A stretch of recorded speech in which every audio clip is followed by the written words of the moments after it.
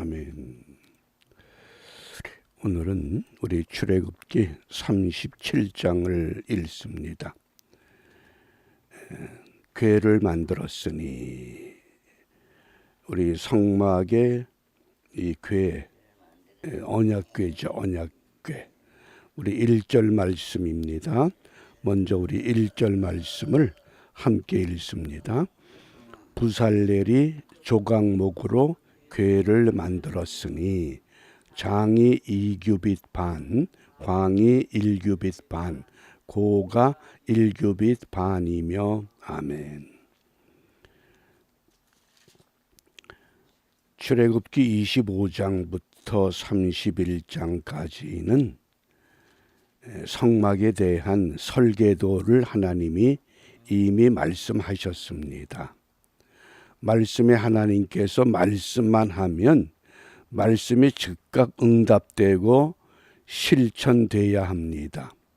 그럼에도 불구하고 그 놀라운 하나님의 임재와 하나님이 함께하는 숱한 사건과 경험을 가졌던 하나님의 백성들이었지만 모세가 잠시 눈에 보이질 않자 우리를 인도할 신을 만들자. 금송아지를 만들어 놓고 이제부터 금송아지가 우리를 인도할 신이 될 것이다. 이것이 인간의 모습입니다. 그러므로 하나님께서 첫 번째 언약을 모세에게 주셨지만 모세가 그 언약을 바닥에 던져서 깨트려 버림으로 하나님과의 언약이 깨지고 말았습니다. 그러자 하나님께서는 너희들은 약속의 땅으로 들어가라. 나는 너희와 함께 하지 않겠다. 그러자 모세는 하나님을 향해서 애원합니다. 아무리 하나님이 명하시는 땅이라 할지라도 하나님이 함께 하지 않으면 애굽만도 못하고 광야만도 못합니다. 그래서 결국 두 번째 언약을 맺습니다. 그 언약을 맺은 후에 출애굽기 35장부터 다시 하나님이 계시하셨던 성막에 대한 것을 제작하기 시작합니다. 그 대표적인 사람이 부살렐이었습니다. 또 부살렐을 돕는 오홀리압이 있습니다. 그러니까 25장에서 말씀하셨던 그 내용이 다시 한번 37장에서 반복되는 것 같지만 25장부터의 성막에 관한 계시는 쉽게 말하면 설계도라고 할 수 있고 35장부터 진행되는 성막의 내용은 제작 과정이라고 하겠습니다. 건축 과정입니다. 그래서 37장에서 세 가지 중요한 것을 만듭니다. 언약궤와 떡상과 등대. 이제 이러한 것들을 만들게 되면서 오늘 우리가 중심적으로 살펴보고자 하는 것이 언약궤입니다.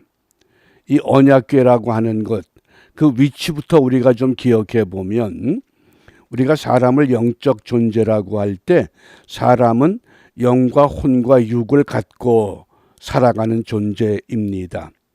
그래서 성막의 이 평면도를 보면 이방인의 뜰이 있고 성막 뜰이 있고 성소가 있고 지성소가 있습니다. 사람에 비유하면 성막 뜰은 육에 해당하고 성소는 혼에 해당하면 지성소는 영에 해당합니다. 언약궤가 어디에 있습니까? 지성소에 있습니다. 그래서 성소와 지성소를 가로막고 있는 휘장이 있습니다. 휘장은 성소에 들어오는 출입의 휘장이 있고 지성소로 들어가는 휘장이 있습니다.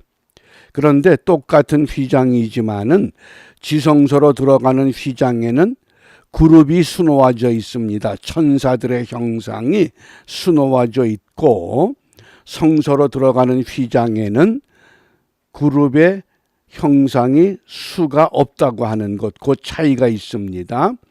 이제 그러면 이 언약궤가 있는 이 지성소, 그 언약궤가 어떤 의미냐? 그래서 언약궤의 모양을 우리가 보시면서 이 부살렐이 조각목으로 궤를 만들었다. 이 조각목이라고 하는 것, 히브리 말로 시띠나무라고 하지만은 아카시아과에 속한 나무입니다. 그래서 그 궤를 히브리 말로 아론이라고 합니다. 아론이 궤입니다. 쉽게 말하면 상자, 영어로 박스라고 하는 겁니다. 그러면 이 궤의 의미가 무엇이냐? 이 조각목을 만들었고 조각목으로 안팎에 금으로 씌웠다 그랬습니다.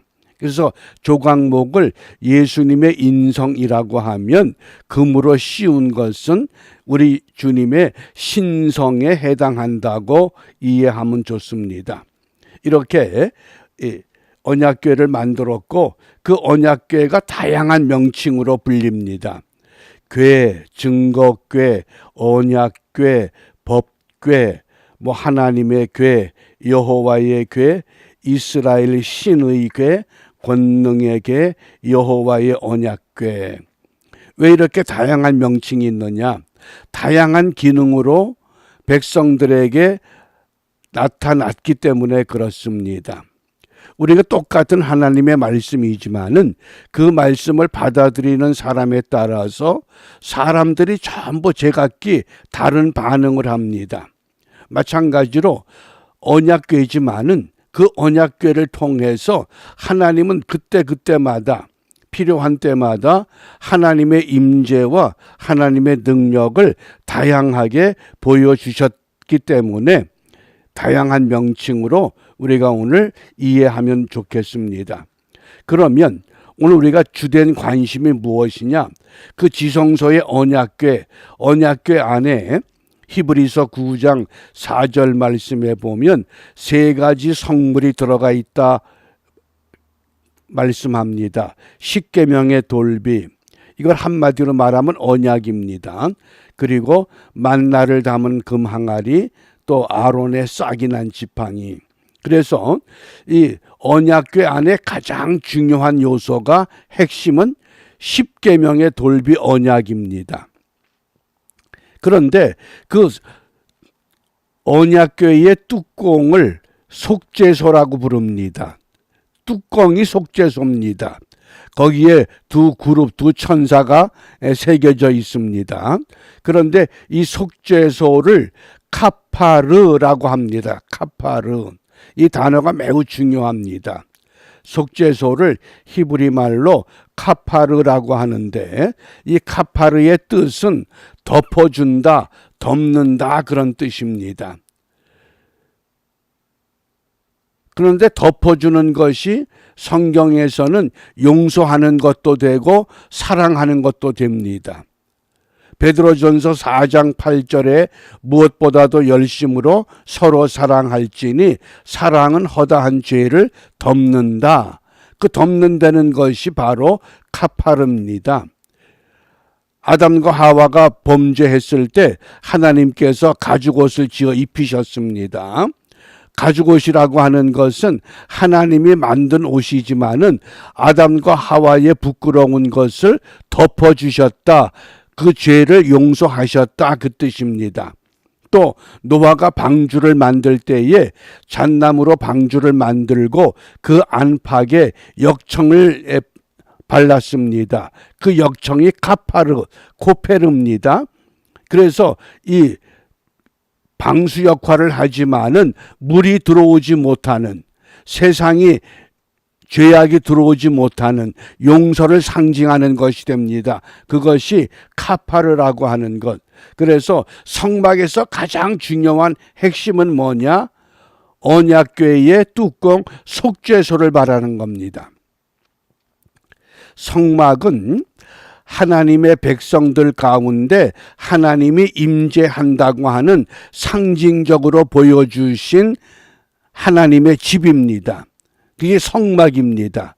그러면 성막에서 하나님은 어디에 임재하시느냐? 번제단이 있고 물두멍이 있고 그 다음에 분향단이 있고 떡상이 있고 금등대가 있고 그리고 언약궤가 있지만은 가장 중요한 것이 언약궤의 뚜껑 속죄소 카파르라고 하는 것. 그건 왜 그러느냐?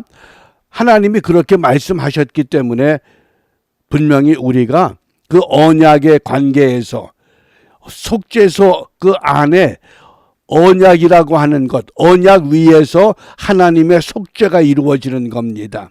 그러니까 언약을 기초한 겁니다. 그 언약의 기초를 출애굽기 25장 22절에서는 거기서 내가 너와 만나고, 거기는 뭡니까? 언약궤가 있는 지성소, 그 뚜껑에서 속죄소, 그래서 속죄소 위 곧 증거궤 위에 있는 두 그룹 사이에서 내가 이스라엘 자손을 위하여 내게 명령할 모든 일을 내게 이르리라. 그 속죄소라고 하는 것, 영어 성경에서는 이것을 mercy seat, 그래서 자비의 자리, 이걸 한 문자로 시은좌 그렇게도 이야기합니다. 그러니까 속죄소를 우리가 시은좌, 하나님의 은혜가 베풀어지는 자리, 백성들이 죄를 지었을 때에 1년에 한 번 대제사장이 백성들의 죄를 용서받기 위해서 피를 받아 가지고 지성소에 들어가서 지성소 그 속죄소의 뚜껑에 피를 뿌리게 되면 하나님께서부터 용서받습니다. 무엇 때문에? 근거가 뭡니까? 언약궤 안에 있는 그 계명 때문에, 언약 때문에 그렇습니다. 그러니까 요한복음에서 태초에 하나님이, 태초에 말씀이 계시니라, 그 말씀이 곧 하나님이셨다. 말씀의 하나님이십니다. 오늘날도 하나님은 말씀을 통해서 우리에게 깨우침을 주시고 우리에게 방향을 알려주시고 우리가 해야 할 일들을 알게 하시는 겁니다. 그래서 이 속죄소라고 하는, 시은자라고 하는 이 개념이 우리 신앙생활에 매우 중요한 위치가 됩니다. 이 근거가 레위기 16장 14절 15절에 또 반복됩니다. 14절을 보면 그는 또 숫송아지의 피를 가져다가 손가락으로 속죄소 동쪽에 뿌리고 또 손가락으로 그 피를 속죄소 앞에 7번 뿌릴 것이며, 그리고는 속죄소라는 단어에 아라비아 숫자로 3자를 쓰고 난 외에서 속죄소 그랬습니다. 그게 시은자라고 하는, 피를 뿌림으로 용서가 가능하다고 하는 것. 그래서 성경은 가죽옷으로 시작해서 노아의 방주의 역청으로 시작을 해서 제사를 통해서 계속해서 하나님의 용서의 근거가 무엇이냐? 그건 하나님이 우리에게 은혜를 베풀어 주시는 겁니다. 하나님이 은혜를 베풀지 않으면 어느 누구도 용서받지 못합니다. 또 15절 말씀에 또 백성을 위한 속죄제 염소를 잡아 그 피를 가지고 휘장 안에 들어가서, 성소와 지성소를 가로막고 있는 휘장, 그것을 히브리서 기자는 예수님의 육체라고 설명했습니다. 예수님이 십자가에서 못 박혀 돌아가셨을 때에 성소의 그 휘장이 위에서부터 아래로 찢어졌습니다. 대제사장이 1년에 한 번씩밖에 들어가지 못하는 지성소가 활짝 열렸다는 겁니다. 뭡니까? 내가 곧 길이요 진리요 생명이니 나로 말미암지 않고는 아버지께로, 언약궤의 속죄소로 용서받는 그 길로, 쉬운 자로 어느 누구도 갈 수 없는데 예수님께서 그 한 번의 피 흘림을 통해서 우리를 쉬운 자로, 속죄의 길로, 생명의 길로 인도해 놓으셨다고 하는 말씀입니다. 그러므로 그 숫송아지 피로 행함같이 그 피로 행하여 속죄소 위와 속죄소 앞에 뿌릴지니 그랬습니다. 그래서 이런 그 언약의 근거에 의해서 우리가 오늘 이 지성소의 언약궤, 그것이 우리의 사람으로 말하면 우리의 영의 자리입니다. 영과 혼과 육이 있는데 우리가 하나님의 말씀을 육을 위해서 듣기만 하면 먹을 걸 달라, 병을 고쳐달라, 직장을 달라, 이런 기도에 붙잡힐 수밖에 없습니다. 또 혼에 붙잡힌 기도가 되면 좀 더 좋은 것, 좀 더 큰 것, 좀 더 바람직한 것, 그러나 영에 붙잡힌 기도를 우리가 하게 되면 더 좋은 것, 더 큰 것보다 더 귀한 것, 영원한 생명을 위한 삶을 어떻게 살아야 될까? 그래서 영의 고민이 생기고 영의 갈등이 일어날 수밖에 없습니다.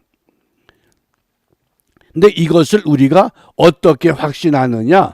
사도 바울은 오직 믿음의 법으로만 이것이 믿어지고 이해되고 실천할 수 있다고 강조합니다. 로마서 3장 먼저 25절입니다. 이 예수를 하나님이 그의 피로써 믿음으로 말미암는 화목제물로 세우셨으니, 예수님이 십자가에 피 흘리신 그 사건은 죄인들과 하나님 사이에 지성소로 들어갈 수 있는 그 길에 화목제물, 하나님과 소통할 수 있는, 하나님께로 갈 수 있는 길을 열어주는 화목제물로 세우셨으니, 이는 하나님께서 길이 참으시는 중에 전에 지은 죄를 간과하심으로 자기의 의로우심을 나타내려 하심이다. 우리의 모든 죄를 다 용서하시고 주님의 의를 통해서 하나님의 의에 나갈 수 있는 길.